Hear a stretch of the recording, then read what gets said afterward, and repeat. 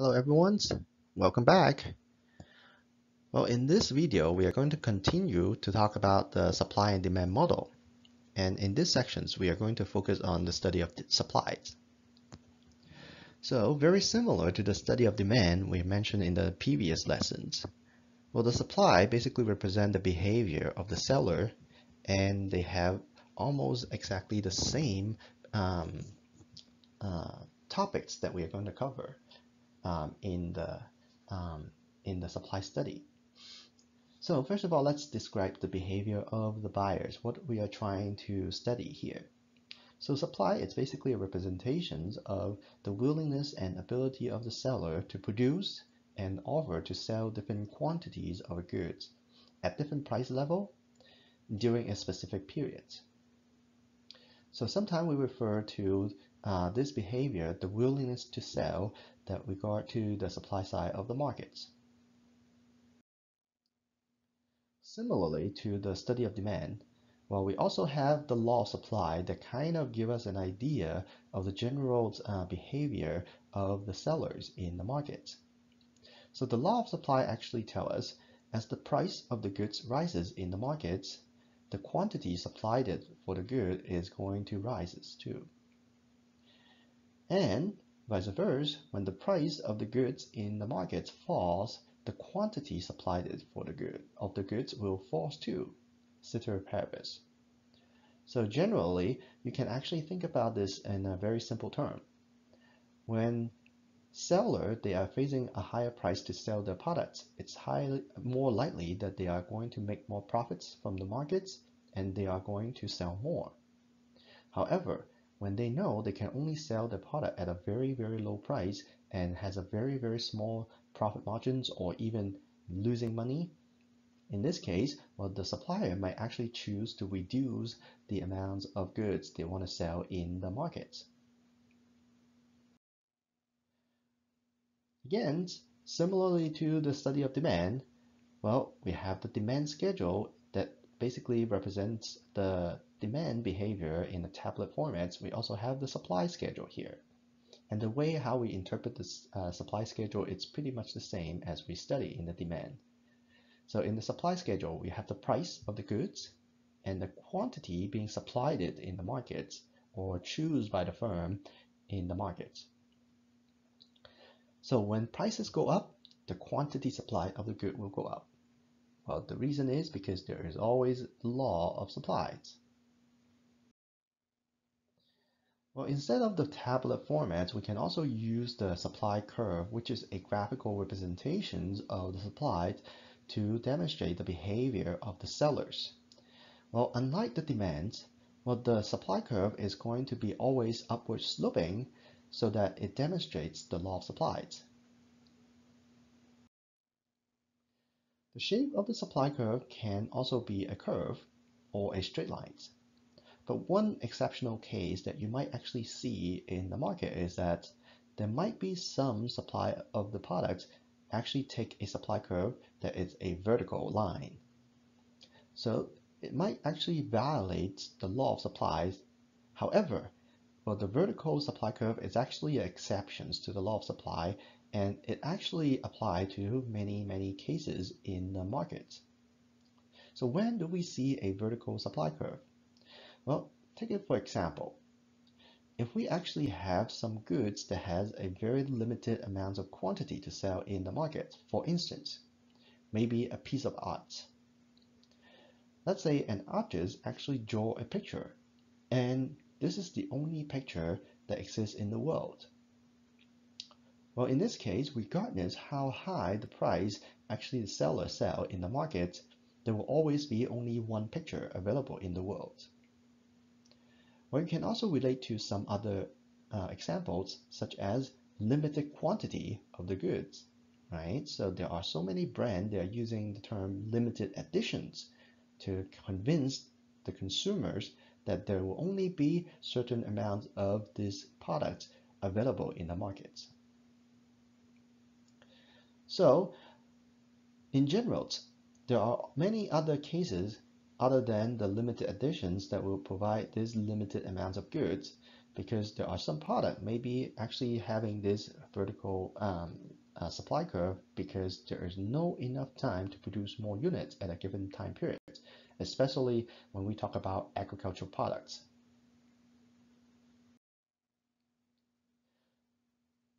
Well, in the study of supply, there are also individual supply and market supply study. So the individual supply refers to the behavior of a single firm in the markets, and the market supply refers to a collections of all the firms combined in the markets. We can also apply the horizontal summations to kind of give an idea of how to derive the market supplies. For instance, in this example, we have three coffee shops that supply latte in the markets: Starbucks, Pat's Coffee, Red Bottles. If we know the supply quantity for each firm at different price level, we can now take a look at the quantity supply from each firms at a specific price level and adding those quantity together and getting the market quantity supply for the goods. So we can combine these results and try to plot the market supply curve or the market supply schedules. So the quantity supplied versus supply, it's pretty similar to the study of demand. So in the study of quantity supplied, we are actually referring to a specific quantity being supplied by a firm in the market at a given price. So in this case, if we ask when the price of good X is $175 that the firm can sell in the market, how many units they would like to sell at this price? And the answer is 7 units. So that's basically the quantity supplied at price equals 175. On the other hand, the supply actually refer to the whole behavior of the firms in the markets. So we are referring to the whole supply schedule here. So that's why the scale of the study between quantity supplied and the supply, it's very different. Now that we learn the difference between the quantity supplied of the goods and the supply of the goods, you can actually see how the change of two can be very different. So for instance, we can use an example here to demonstrate the change in quantity supplied for the goods. So let's suppose we have good X, and the price of good X drops in the market from $150 to $100. Well, firms, knowing that they can only sell the product at a lower price, they will respond to the change of the price. So in this case, the quantity that the firms is willing to supply in the markets will be dropping from 6 units to 4 units. So on a graphical format, we're basically saying that, well, the quantity supply is actually moving along the same supply curve, and in this case, it's moving down. Well, similarly to the demand study, well, there is a change in quantity supplied of the goods. There's also a change in supplied. So we have the supply change represented by the shift of the supply curve in the market. So the idea is, well, people looking, actually firms looking at the same price to sell their product, but somehow there are some other factor that affecting them to produce either more or less comparing to the previous period. So what are those factors? Number one, the production technology used. Number two, costs of the resources in the productions. Number three, prices of other commodities. And number four, number of sellers. And number five, again, expectations of the future prices. Well, in many cases, when the firms react to the change of the markets, usually they only care about profits. So whatever that actually affects either the revenues or maybe the cost of the productions, that will have a direct impact to the profit level that the firm actually earn. So in this case, if the firm actually adopt to some technology that can save the cost to produce the same product and selling at the same price in the markets, Obviously, this technology will motivate the firms to actually produce more in the market, and you will expect to see an expansion of the supply, which means there will be an increase in supply if there is a new technology for cost saving. So any technological advancements definitely will give motivation to firms to produce more in the markets to increase the level of profits they can possibly gain. Well, when we talk about the cost of the productions, of course, it also directly related to the resources that the firm use to produce the goods and services. So for example, with the new immigration policy, labor from foreign countries is restricted, which drive up the labor costs for the industry, like agricultural industry, software industry, biochemistry industry, and also other industry as well. A higher labor cost will reduce the firm profits to produce the same product selling at the same price, which will demotivate the firms to produce the product in the markets. And at the end, some of the firms might actually quit the industry, and that's why there will be a total decrease in supplies or shifting the supply curve to the left with such immigration policy in place. So whenever the firm actually get the resources at a lower cost or higher cost, again, it has a direct impact to the cost, the total cost in the productions. And the cost of the productions increase or decrease will directly affect the profit level of the firm. So therefore, any change of the price of these production inputs will have a direct impact to the supply in the markets.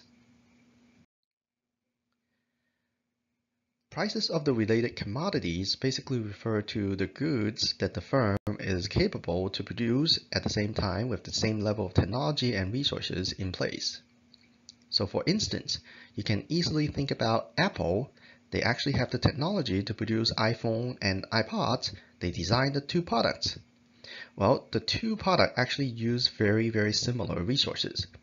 The battery, the computer board, the microphone, the screens, and almost all the components are identical in the two devices.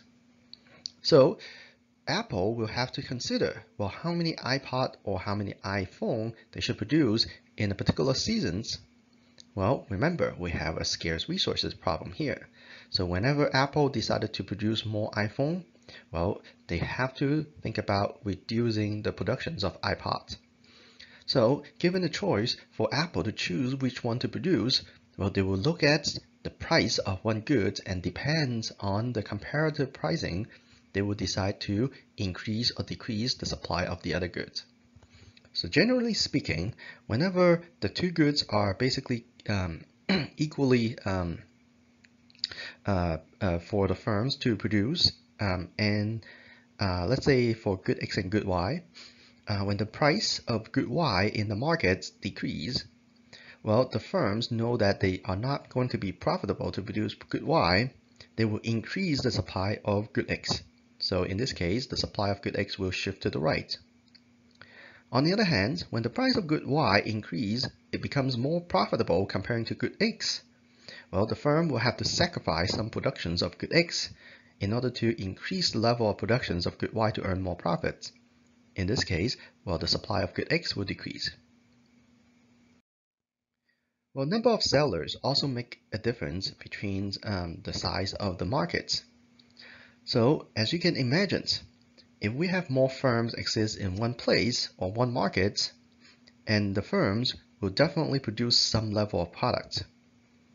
Well, considering the expansions of tapioca milk tea business in the Bay Area, well, because the profit margin for selling tapioca milk tea is so attractive, and that's why many entrepreneurs actually decided to start their own tapioca milk tea store.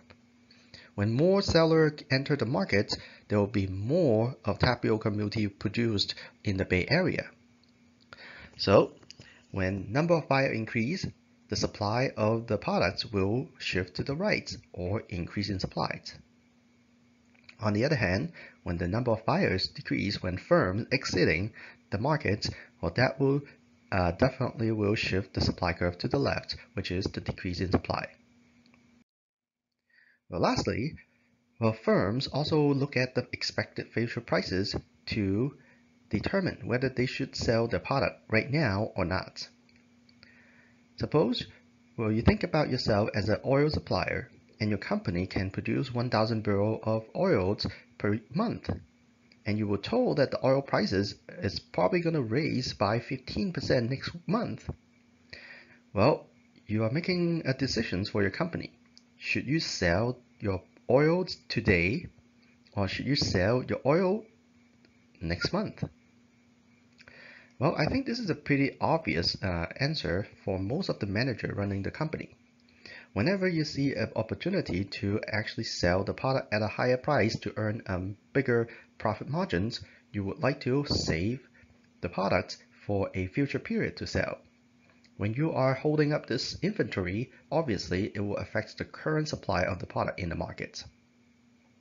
So the rule of thumb here is, when the seller looking at the expected future price of the products and they're expecting it to increase, it will demotivate the firms to supply the product in the market in the current period, so the current supply will decrease.